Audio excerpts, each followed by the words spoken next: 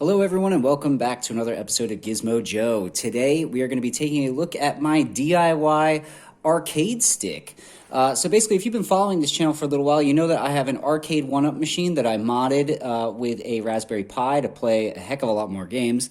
If you're interested in that, you can check out my other videos. There's a couple different ones, just going over what sort of mods I did and all that sort of thing. But basically, the buttons on the arcade one-up machine weren't fantastic, so I wanted to swap them out with better ones, which obviously I did. So my arcade one-up machine has better buttons and better joysticks. But once I removed the stock buttons and the stock stick, I said, well, what can I do with them? Because otherwise they're just going to sit around in a bag in my house. And I said, you know what? What if I could, get some sort of enclosure and basically put all the buttons in there and then, connect it to my PC or laptop or whatever and have just an extra secondary arcade stick style controller. And so that's exactly what I did. I just said, all right, well, let's have a look online. And basically what you see in front of you is this sort of DIY arcade enclosure. Now, you can search a couple different things. I found this one on eBay. It was about 20 bucks Australian, so not too expensive, but it's acrylic. And it has this cool like Pac-Man sort of theme. They had other ones, you can get ones that are modeled after Street Fighter and have Ken and Ryu and stuff fighting and stuff on it. And I just wanted something a bit simple and sort of to evoke the retro sort of games that I'd be playing on this particular stick. So I went with the Pac-Man one, but you can find heaps of other ones. They're all over the place. Just punch it into Google, have a look around. But basically, like I said, this is just an enclosure.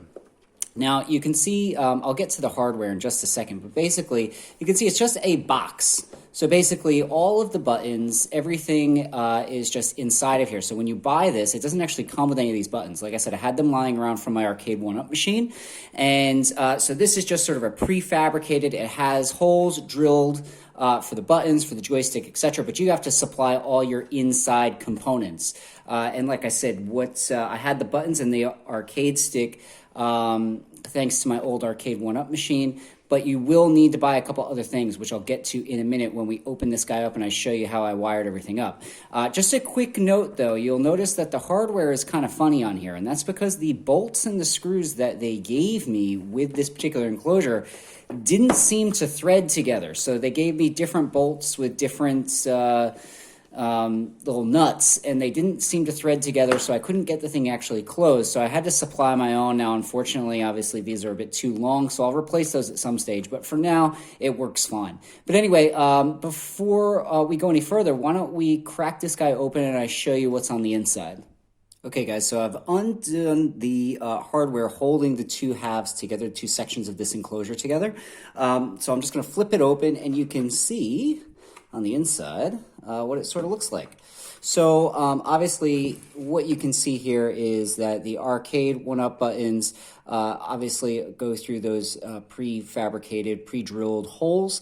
You configure those, you get your start and select, and then you have the joystick, which is mounted just to the plate. So what you're going to need is this guy right here, which I'll angle it up so you can see it a little bit better, but what you call that is a USB encoder. So what you're obviously trying to do is you're trying to get all of these buttons and this joystick to read on a computer. And what you would need to do, obviously, you can't wire these leads up to your computer in any way, shape, or form. So you need it to convert into just a standard USB, which you can see right here.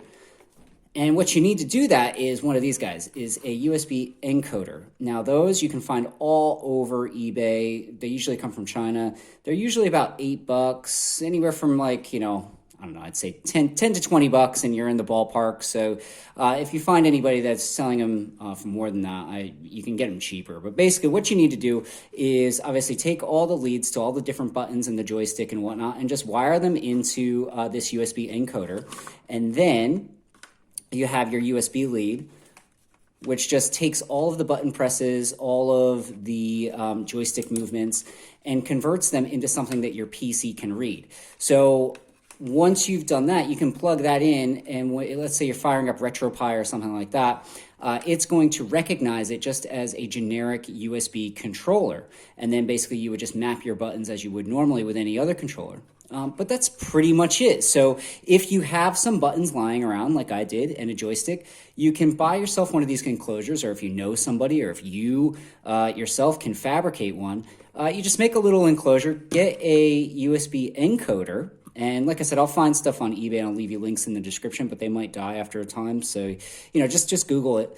And you can build yourself a little DIY arcade stick that is going to work with your PC, with RetroPie, with whatever you like to use, Batocera or Recalbox or whatever.